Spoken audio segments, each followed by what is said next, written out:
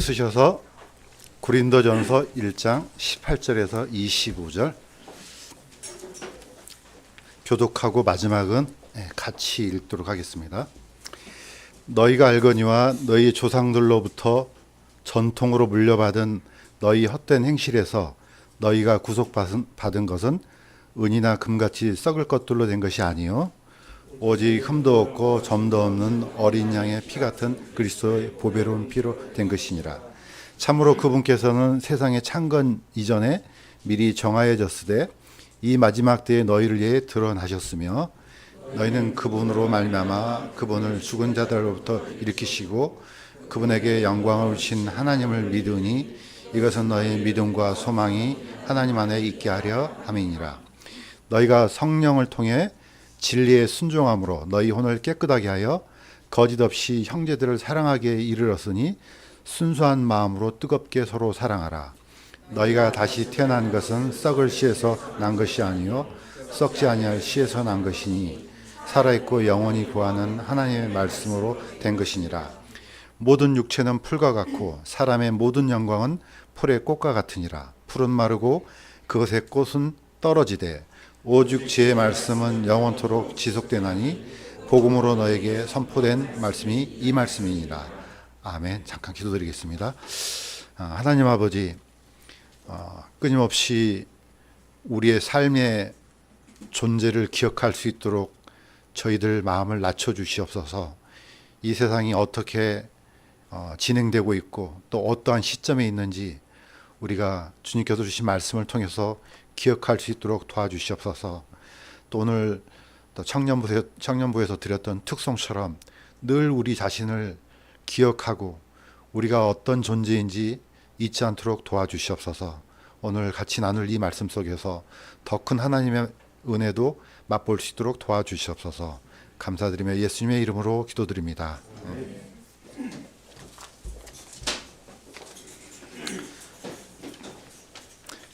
오늘 제가 아침에 잠시 뉴스를 봤는데 지금 큰 정규 방송에서 나오지 않는데요.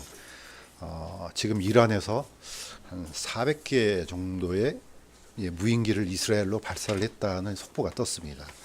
그래서 지금 계속해서 이제 이 문제를 이제 저희들이 주의 깊게 살펴보는 것은 이 불씨가 어떻게 퍼질지 우리가 알 수가 없어서 늘 이제 주목하고 있는 바입니다. 처음에 하마스와의 전쟁에서 이게 뭐 이러다가 말겠지 했더니 지금은 이제 이란 쪽으로 이제 불이 붙었습니다. 뭐 우리가 잘 알고 있는 것처럼 성경에는 마지막 전쟁에 대해서 기록되어 있습니다. 그래서 전쟁이 결국은 러시아까지 넓어져서 저기 위에 있는 북쪽에 있던 러시아가 또는 이스라엘 주변에 있던 모든 나라가 다 이스라엘을 미워해서 이제 이스라엘이 거의 이제 죽기 일보 직전까지 간다는 거 우리가 이제 성경을 통해서 알고 있습니다. 자, 이처럼 세상이 얼마나 급박하게 돌아가는지 우리가 좀 알았으면은 더 좋지 않겠나 생각이 듭니다. 성경에 기록된 것은 우리가 바꿀 수가 없습니다. 이거는 뭐 새로 누군가가 새로 계시를 받거나 또는 뭘 연구를 해서 얻는 게 아닙니다. 이미 수천 년부터 그대로 기록된 거예요.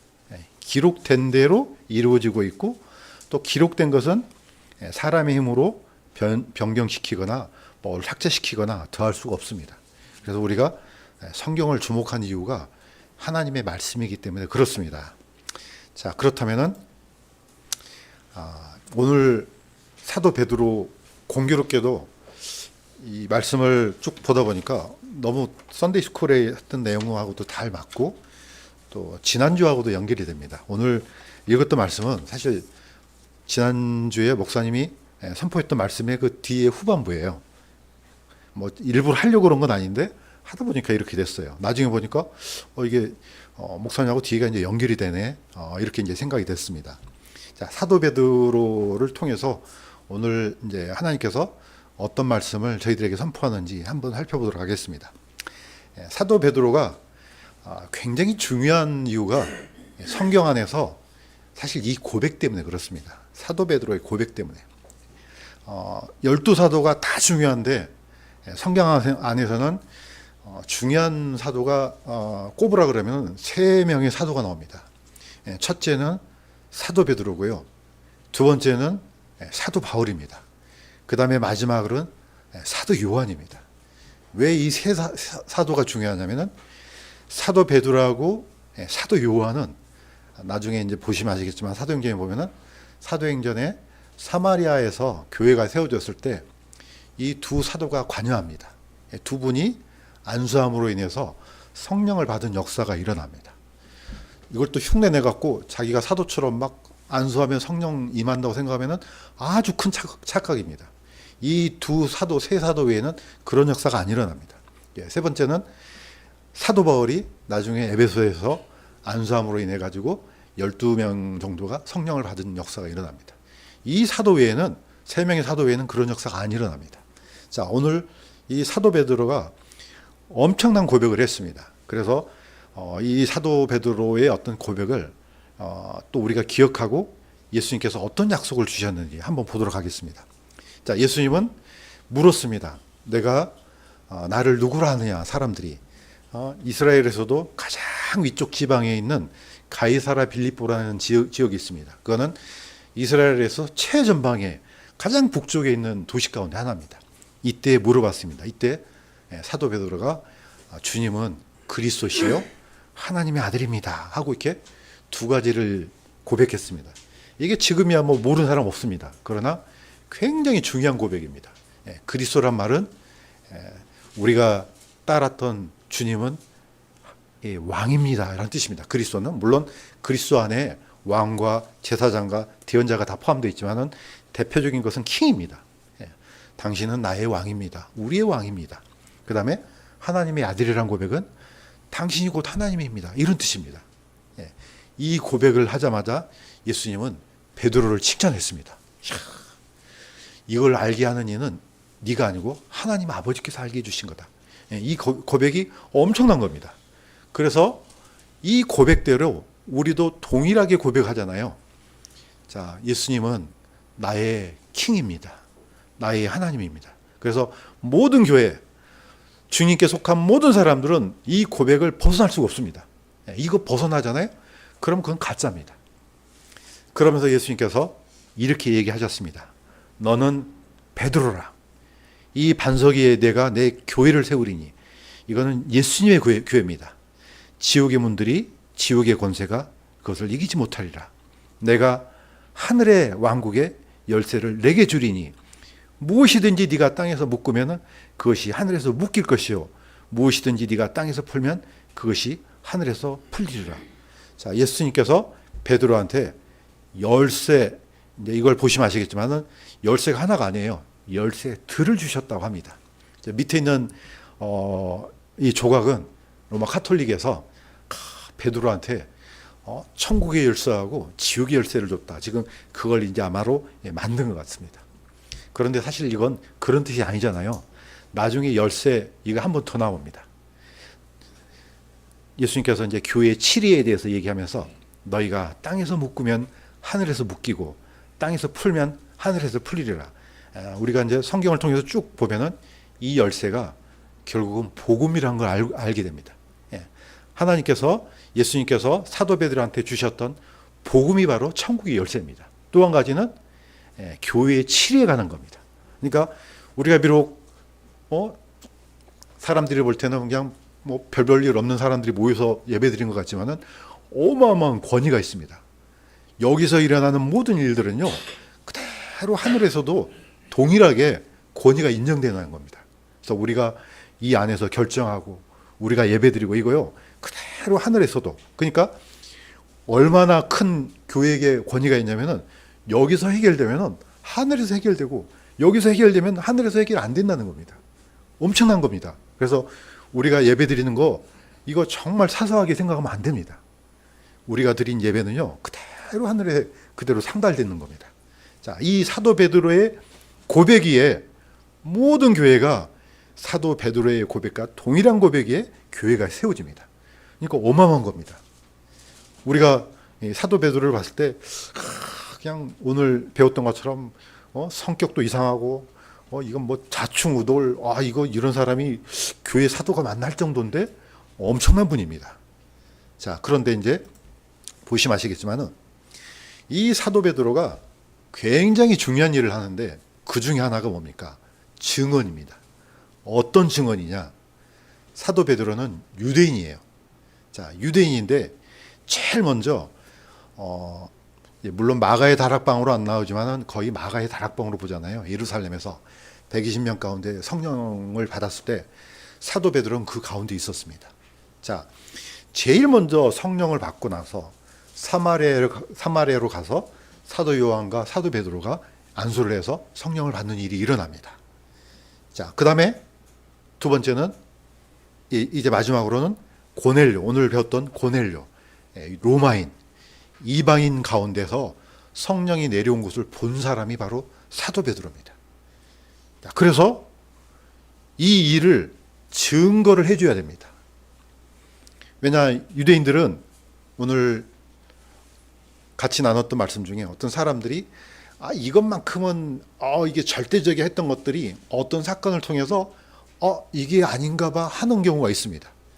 사도 베드로는 지금까지 더러웠던, 그러니까 부정한 동물들을 먹은 역사가 없습니다. 그런데 하나님께서 다 잡아먹으라는 이 환상을 3번 보여주죠. 나는 이거 먹은 적이 없는데요. 거절합니다. 이 얘기입니다. 이방인들이 성령을 받는다?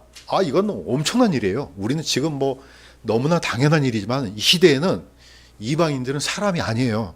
사람이 아닌데 성령이 오면 안 되잖아요. 그런데 이방인이 성령을 받았다고?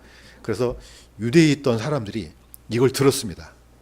사도행전 11장 1절에 제가 읽겠습니다. 유대에 있던 사도들과 형제들이 이방인들도 하나님의 말씀을 받았다는 것을 들었더라. 아니, 어떻게 이런 일이 가능하지? 이게 있을 수 없는 일인데 들은 거예요. 그러면 이걸 왜 이런 일이 일어난지 설명할 수 있는 사람이 누굽니까? 그분이 바로 사도 베드로입니다. 자, 사도 베드로가 이렇게 얘기했습니다. 하나님께서 주 예수 그리스도를 믿는 우리에게 주신 것과 같은 선물을 그들에게도 주셨으니 내가 무엇이기에 하나님을 거역할 수 있겠느냐? 우리하고 통일한 선물을 받았다. 사도 베드로가 얘기를 했습니다. 그러니까 이 얘기를 들었던 예루살렘에 있던 유대 크리스찬들이 뭐라고 합니까?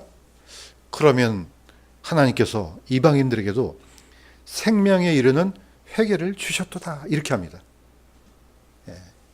이거는 굉장히 별로 썩 기분 좋은 얘기가 아니에요. 그러면은 뭐 이방인들에게도 주셨나 보네. 이런 정도예요. 그래요? 막 기뻐서 아이고 이런 일이 다 일어나요. 이게 아니에요. 마지못해서 동의하는 내용이에요. 자, 밑에 있는 그림은요. 이제 어떤 흑인 크리스찬인 것 같아요. 이분이 읽었던 성경이나 유대인이 읽는 성경이나 지금 우리가 보고 있는 성경이나 동일합니다. 이분이 받았던 성령이나 백인이 받았던 성령이나 흑인이 받았던 성령이나 동일한 거예요. 이것을 누가 증언해 줍니까? 사도 베드로가 증언해 줘야 돼요. 엄청난 이 역할을 누가 해 줍니까? 사도 베드로가 다 합니다. 그래서 동일한 복음, 동일한 성령.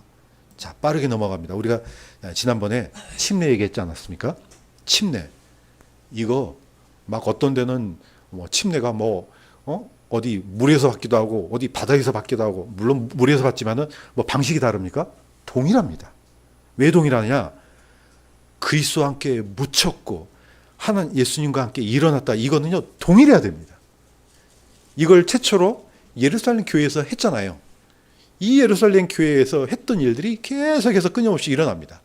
자, 이걸 세팅을 잡아줬던 이 사도가 사도 베드로입니다. 침례만 그렇습니까? 만찬도 똑같습니다. 어떤 데는 이 빵이 이 안에 예수님이 오셨어요. 이제 이거 화채설이잖아요. 다른 교리가 들어가면 안 돼요. 이것도 동일합니다. 예수님께서 그 밤에 빵을 집으사 감사를 드리신 뒤에 자, 이것은 너희를 위하여 찢긴 내 몸이니 부서진 내 몸이니 이것을 기억하여서 이것을 행하라. 이거는 기념인 거죠. 어떤 사람들은 이걸 기념이 아니고 실질적으로 예수님이 오셨어 해서 이 빵을 먹고 마실 때 예수님의 살을 먹고 마시는 것처럼 생각해요. 이건 교리가 완전히 달라지는 겁니다. 이런 일은 일어날 수가 없습니다. 예.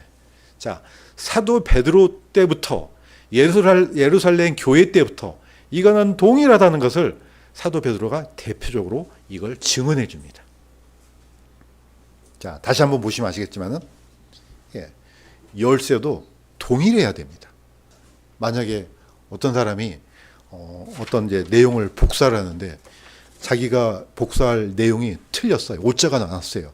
그러면 복사기를 100만 번을 돌리면 이게 고쳐집니까? 안 고쳐져요. 원본이 다르면요. 아니 100만 번, 1000만 번 복사를 해도 똑같이 틀린 글자가 나옵니다. 열쇠도 동일하잖아요. 가끔 우리 교회 문이 잠기는 거 나오잖아요. 열쇠 없이 저는 엽니다만은, 예. 열쇠는 동일해야 됩니다. 예. 내가 이 열쇠를 잃어버렸으면 이 복사한 열쇠가 동일해야지 또 열리는 거예요. 사도 베드로가 선포하고 전해졌던 이 복음은요, 다르면 절대로 안 돼요. 이 세상의 학문은 많이 발전하고 여러 생각들이 다양하고 점점 많은 분화가 일어나고 그러잖아요. 복음은 절대로 그래서는 안 됩니다. 제가 다녔던 그 신학교에서는요, 물론 다른 신학교 학생들한테도 얘기를 들어봤어요. 들었더니 하는 얘기가, 다른 학교에서는 왜 너는 내가 가르쳐준 대로만 해? 그렇대요. 가르쳐준 대로만 하면은 점수가 낮대요. 그런데 제가 다녔던 신학교에서는요, 내가 전달한 그대로 해야 돼. 성경은요, 똑같습니다. 물론 깊이하고 넓이는 커질 수 있지만은 본질이 다르면 안 되는 겁니다. 똑같아야 돼요. 그러니까 뭐 성경을 파고 파면 뭐 이상한 소리가 나오잖아요. 그럼 그 이단이에요. 그럴 리가 없어요. 예수님께서 주셨던 말씀, 사도들이 받았던 말씀, 사도들이 기록했던 성경, 사도들이 믿었던 그 말씀, 지금 우리가 보고 있는 말씀 동일한 겁니다. 그래서 사도 바울도 동일한 얘기를 합니다. 자, 이거는 중요하니까 같이 한번 읽겠습니다. 시작. 한 소망 안에서 너희가 부르심을 받은 것 같이 한 몸과 한 성령이 있고 한 주와 한 믿음과 한 침례가 있으며 한 하나님이 계시니 곧 모든 것의 아버지시니라. 동일한 겁니다. 그래서 우리가 지금 읽고 있는 이 말씀, 그 전에 사도들이 봤던 말씀이고 또 중세 때 읽었던 말씀, 지금 우리가 보고 있는 거 똑같습니다. 복음은 다르면은 큰일 납니다. 이 핵심적인 사역을 누가 했느냐? 사도 베드로가 했습니다. 어떤 사람들은 뭐 장로계는 이 말씀 전하고 침례계는 이 말씀 전하고, 물론 약간의 해석적인 방법이 있지만은요, 말씀은 동일해야 됩니다. 성경 안에 교파가 어디 있습니까? 예수님 안에는 딱 한 부류밖에 없습니다. 예수님께 속한 사람밖에 없습니다. 에클레시아하고 큐리아케는 다 동일한 겁니다. 예수님의 내 교회는 예수님의 교회일 뿐이지 뭐 다른 게 어디가 있어요. 그래서 계속해서 반복적으로 얘기하지만은 침례가 침례 교파에서 주는 거 아니에요. 이거는 말이 그런 거지 성경에는 침례가 하나밖에 없는 겁니다. 자, 이제 배경을 약간 살펴보도록 하겠습니다. 베드로전서 보시면 아시겠지만은 배경을 보면은 몇 년도에 기록했다 나오죠. 물론 성경 안에는 없지만 대충 약 65년경으로 나와요. 베드로전서. 베드로후서는 한 1년 후에 이쯤으로 나와요. 이게 의미한 바가 뭡니까? 이거는 굉장히 역사적으로 중요한 사건이 있습니다. 바로 64년 로마 대화재예요. 그 이후로 썼다는 겁니다. 대충 보면은 61년에서 62년경은 사도 바울이 로마에 1차 투옥됩니다. 이때 이제 63년에서 64년경, 뭐 정확한 건 아닙니다. 우리가 이제 성경 안에서 이런 게 없으니까 추적을 하면 그렇다는 거죠. 이 시대에 사도 바울이 석방돼요. 이때 석방돼서 이제 사도 바울이 마지막 아마 가지 못했던, 그렇게 본인이 가고 싶었던 어떤 이제 스페인 쪽으로 아마 가지 않았나 이제 추정하는 겁니다. 4차 여행은 기록이 안 돼요. 3차까지만 성경이 기록이 됩니다. 자, 그런데 이 시대에 어떤 일이 있었느냐? 64년에 로마가 그냥 훌러당 다 타버리는 엄청난 사건이 있었습니다. 이 사건으로 인해서 로마는 큰 혼란에 휩싸였는데, 이때 딱 보니까 로마에서 타지 않는 지역이 있어요. 그게 사실 크게 두 구역이에요. 테베레 강을 중심으로 이쪽에 있는 유대인들 거주지가 있고 이쪽에 크리스찬들 거주지가 있어요. 딱 보니까 크리스찬들 거주지는 안 탔네. 자, 로마인들이 봤을 때 이 혼란을 수습해야 되잖아요. 이때 네로는 어떻게 수습합니까? 이 혼란의 모든 원인을 어디다 돌려버립니까? 크리스찬한테 돌리죠. 저것들이 보니까 로마에 약간 불순종하더니 우리가 믿는 신들을 안 믿고 이상한 신들을 가져서 로마가 이렇게 혼란이 빠졌다. 모든 화살을 전부 다 성경에 나오는 우리 크리스찬들한테 다 돌립니다. 그러니까 딱 보면 어떻습니까?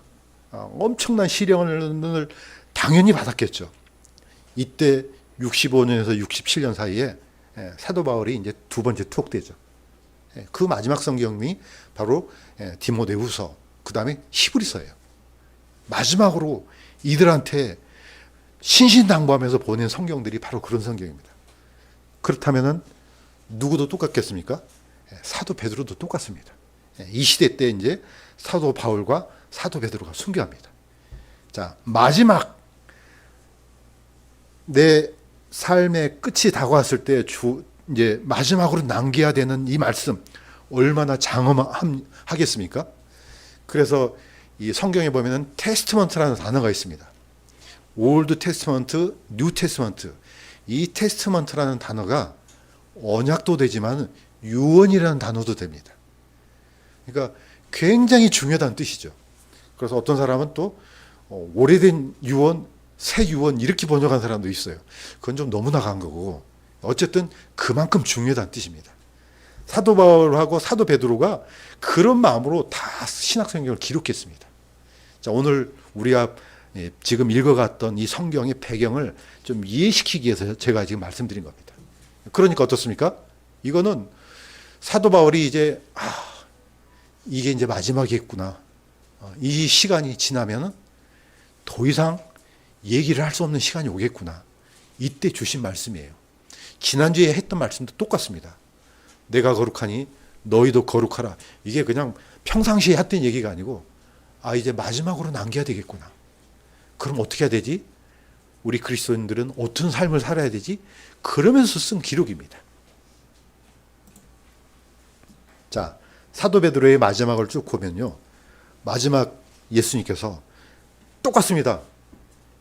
사도 베드로한테 어떤 얘기를 남기겠습니까? 요한복음 21장 17절에서 18절이 있습니다. 예수님께서 세 번 묻습니다. 요나의 아들 시몬아, 네가 나를 사랑하느냐? 세 번 물어요.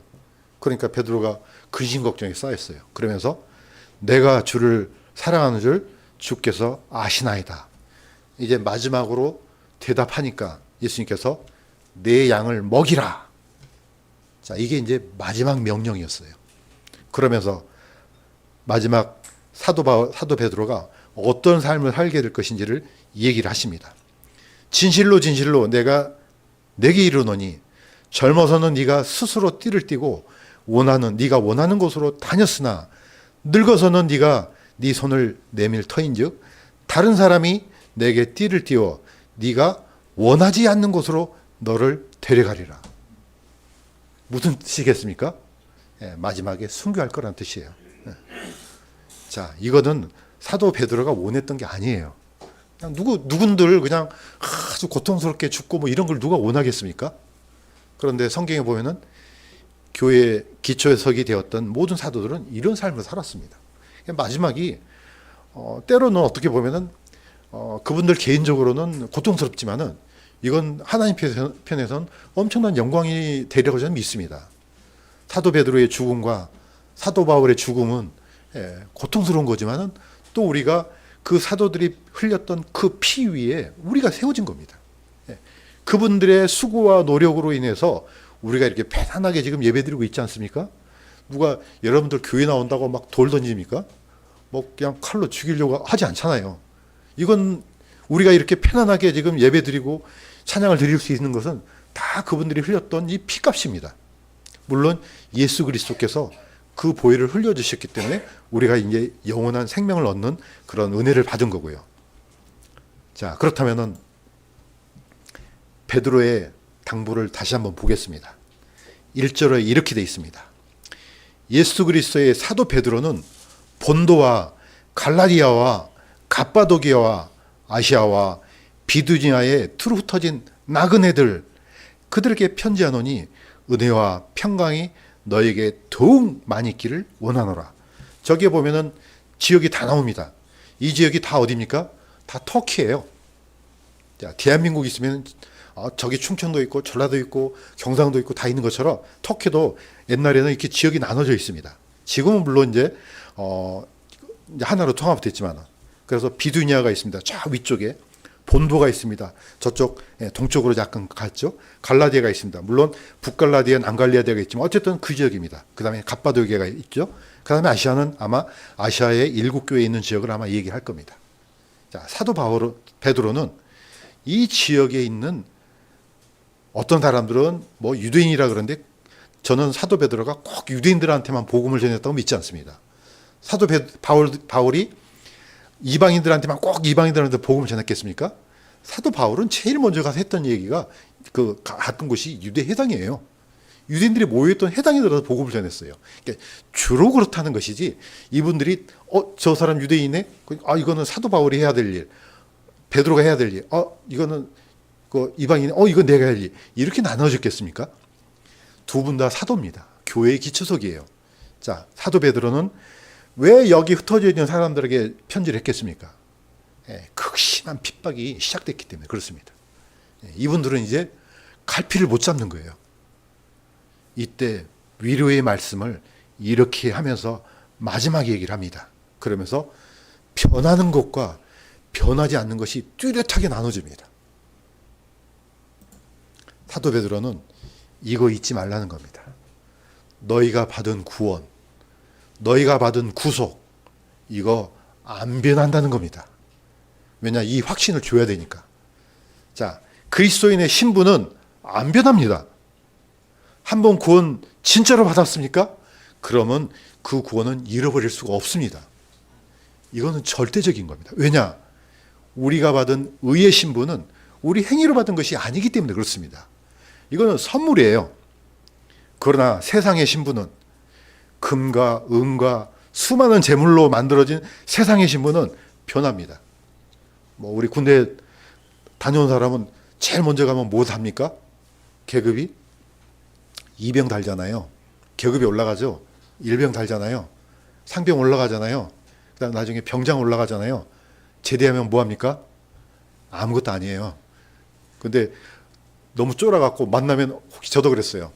우연히 만났는데, 김 병장님, 저도 모르게 병장 아니에요. 시간이 지나면은 다 없어지는 거예요. 오늘 내가 사장님인데 계속 사장이에요? 아니잖아요. 지난주에 국회의원 선거했는데 국회의원이 영원토록 국회의원이에요? 딱 4년이에요. 4년 끝나면 될지 안 될지 몰라요. 이런 게 세상의 신분입니다. 내가 가지고 있는 이 재물들 계속해서 이어집니까? 물론 그럴 수 있지만 그게 언제 살아날지 어떻게 합니까? 이런 거는 변합니다. 그러나 우리가 받은 크리스찬, 구원의 신분, 그리스도인의 신분 안 변합니다. 왜? 예수 그리스도의 피값으로 샀기 때문에 그렇습니다.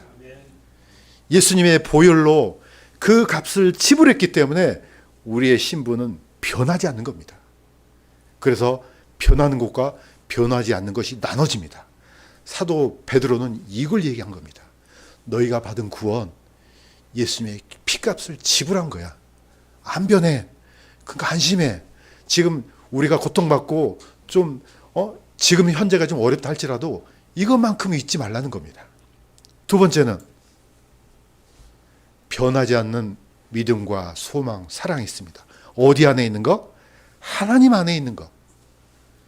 하나님 안에 있는 믿음과 소망, 사랑 안 변합니다. 그래서 사도 베드로는 마지막 당부를 이렇게 합니다. 좀 길지만 같이 한번 읽겠습니다. 시작. 이것은 너의 믿음과 소망이 하나님 안에 있게 하려 함이니라. 너희가 성령을 통해 진리에 순종함으로 너희 혼을 깨끗하게 하여 거짓 없이 형제들을 사랑하게 이르렀으니 순수한 마음으로 뜨겁게 서로 사랑하라. 이 사랑은 우리가 만들어낸 게 아닙니다. 누구의 사랑입니까? 하나님 아버지의 사랑입니다. 십자가에서 그걸 보여주셨어요. 하나님의 유일한 독생자를 우리의 죄를 위해서 다 주셨어요. 부활에서도 완전한 몸이 아니에요. 이 안에 모든 하나님의 사랑이 담겨 있습니다. 그걸 우리가 받은 겁니다. 그러니까 어떻습니까? 우리도 서로 사랑하라는 말이 우리한테 성립될 수 있는 겁니다. 여러분들 혹시 옆에 있는 사람 무슨 관계가 있습니까? 친척이에요? 아니잖아요. 같은 회사 사람 아니잖아요. 근데 왜 같이 모여 있습니까?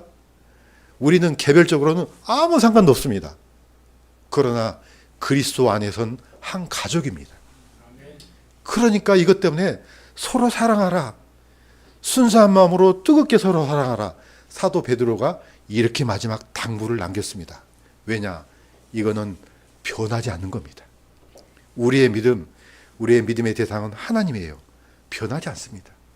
우리의 소망, 이거는 세상 가운데 있으면 다 사라지는 것들이에요. 그러나 하나님 안에 있는 것은 사라지지 않습니다. 그래서 믿음과 소망과 사랑은 영원한 겁니다. 마지막, 변하지 않는 하나님 말씀. 이건 안 변합니다.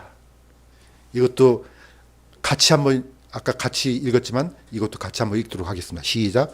모든 육체는 풀과 같고 사람의 모든 영광은 풀의 꽃과 같으니라. 풀은 마르고 그것의 꽃은 떨어지되 오직 주의 말씀은 영원토록 지속되나니 복음으로 너에게 선포된 말씀이 이 말씀이니라. 다른 모든 것은 사람들 사이에 했던 약속들 100% 믿으면 안 됩니다. 어떻게 100%가 나옵니까? 물론 우리가 신의를 지키지만요. 아니 나도 나를 못 믿는데 누가 누구를 믿을 수 있겠어요? 사람에게서 나오는 말은 항상 변합니다. 이거는 영원할 수가 없습니다. 그러나 하나님께서 한번 하셨던 말씀, 기록된 말씀은 영원합니다. 변할 수가 없습니다. 예수님께서는 이제 이렇게 얘기하셨습니다. 무화과 나무의 비유를 비유를 하시면서 너희가 이 모든 것을 볼 때 그때가 가까이 곧 문들 앞에 이른 줄을 너희가 아느니라. 이때도 동일했습니다. 이제 곧 있으면은 예루살렘이 로마에 의해서 쑥대밭이 되는 40년 전의 얘기예요. 그렇지만은 때가 있다. 언젠가 그때가 반드시 온다. 진실로 진실로 내가 너에게 이르노니 이 세대가 지나가기 전에 이 모든 일들이 성취되리라 하시면서 이 말씀을 주십니다. 마지막 35절은 같이 한번 읽겠습니다. 시작. 하늘과 땅은 없어지겠으나 내 말들은 없어지지 아니하리라. 기록된 말씀은 절대로 없어지지 않습니다. 예수님께서 하나님께서 여자의 후손에 대해서 얘기하잖아요. 창세기에. 그게 몇 년 후에 이루어집니까? 무려 4,000년이 넘는 시간에 후에 이루어져요. 한 번 하나님께서 여자의 후손이 오신다는 약속을 했는데 수천 년이 흘러서 이루어지잖아요. 때가 참에 여자에게서 마리아에게서 예수님이 나셨습니다. 성경은 없어지지 않습니다. 그래서 저는 세상에서 가장 무서운 책 성경입니다. 왜냐? 아무도 벗어날 수가 없습니다. 아담의 후손들은요. 자기가 성경을 읽든 말든 상관없습니다. 한 번 기록이 되잖아요. 이 말씀 안에 다 영광을 갖게 됩니다. 한 번 죽는 것은 사람에게 정하신 것이요 그 후에는 심판이 있으리니 기록이 돼 있습니다. 나는 크리스천 아닌데요. 나는 교회 안 다녀요. 성경 나하고 상관없어요. 상관없습니다. 그렇게 말하든 말든 성경에 기록된 것은 전부 다 관련이 됩니다. 왜냐? 예수님께서 하셨던 말씀은 없어지지 않기 때문에 그렇습니다. 우리가 거듭난 것은 뭘로 됐습니까? 이 말씀으로 됐습니다. 사도가 들었던 말씀, 사도가 선포했던 말씀, 성령을 통해서 감동받아서 영감받아서 기록된 이 말씀으로 우리가 거듭났습니다. 그래서 이 말씀은 없어지지 않기 때문에 우리의 구원도 영원한 겁니다. 이제 마무리하겠습니다. 사도 베드로는 이걸 콕 집어서 두 번씩 얘기합니다. 그게 뭡니까? 나그네입니다. 사도란다. 구약에 보면은 아브라함이 이렇게 얘기합니다. 이제 아브라함이 사라가 죽자 이제 매장지를 찾았을 때 해족속한테 가서 이렇게 합니다. 아브라함이 자기 죽은 자 앞에서 일어나 헷의 아들들에게 말하여 이르되 나는 나그네요 너희와 함께 머무는 자니라. 너희 중에서 내게 소유 매장지를 주어 내가 나의 죽은 자를 내 눈앞에서 옮겨 묻게 하라. 아브라함은 분명히 땅을 약속받았습니다. 가나안 땅을. 그런데 스스로는 어떻게 표현했습니까? 나는 나그네요 이렇게 합니다. 아브라함과 이삭과 야곱은 사실은 집이 없어요. 뭐에서 살았습니까? 장막에서 살았어요. 우리는 그냥 가끔 우리 여름에 보통 놀러 가면은 뭔가 산과 계곡에 가면은 텐트 치잖아요. 어떤 사람은 무슨 텐트를 집처럼 지어요. 거의 그냥 뭐 성처럼 짓는데 그거 언제 다 끝납니까? 다음 날이면 옮겨 가야 돼요. 우리의 집도 똑같아요. 그냥 여기서 무슨 영혼이 살 것처럼 막 성을 쌓잖아요. 잠시 있는 거예요. 성경에서는 끊임없이 강조한 게 바로 나그네예요. 그래서 하나님은 이렇게 얘기합니다. 두 번째 구절을 같이 한번 읽겠습니다. 시작. 너는 나그네를 괴롭게 하거나 학대하지 말라. 너희는 이 집 땅에서 나그네였느니라. 우리가 이 땅에 사실 나그네로 삽니다. 이스라엘이 애굽에서 나왔을 때 마지막 장면을 우리가 기억합니다. 하나님께서 마지막 식사를 유월절 만찬을 어떻게 하라고 했습니까? 허리띠 다 메고 신발 다 신고 지팡이 잡고 급히 먹으라. 이건 어떤 식사입니까? 나그네 식사예요.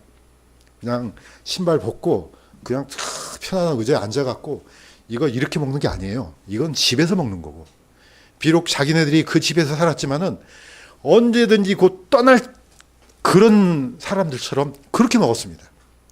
그래서 우리도 물론 우리 집이 다 있지만은 우리도 지금 이 시간은 예수님께서 부르실 때 제가 여기 있나이다 하고 말할 그런 자들처럼 살아야 된다는 겁니다. 저는 이 시대가 바로 그런 시대라고 저는 믿습니다. 그래서 언제든지 우리는 하나님께서 부르시면은 바로 쫓아서 나갈 수 있는 그런 자세로 살기를 주님의 이름으로 간구드립니다. 왜냐? 우리는 이 땅의 나그네이기 때문에 그렇습니다. 오늘 세상 어떻게 돌아갈지 어떤 일이 일어날지 우리는 알 수 없습니다. 그러나 늘 우리의 소망과 우리의 사랑은 저 하늘에서 예수님께서 우리에게 부어주신 그 놀라운 은혜 가운데 있기를 주님의 이름으로 간구드립니다. 기도하겠습니다.